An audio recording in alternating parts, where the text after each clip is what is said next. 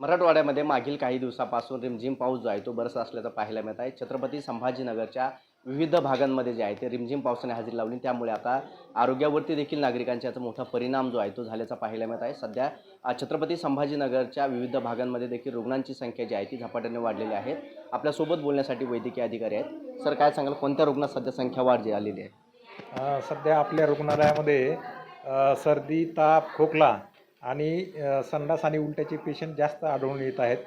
तर सर्दी, ताप आणि खोकला यासाठी रुग्णांनी महत्त्वाचं म्हणजे थंडीमध्ये बाहेर फिरणं टाळावं आणि झोपताना मच्छरदाणीचा वापर करणं अत्यंत गरजेचं आहे, जेणेकरून आपल्याला सर्दी, ताप आणि खोकला हा टाळता येईल। त्याचप्रमाणे रुग्णांनी लवकरात लवकर आपल्या डॉक्टरांशी संपर्क साधावा, जेणेकरून ताप आपल्या आटोक्यात येईल।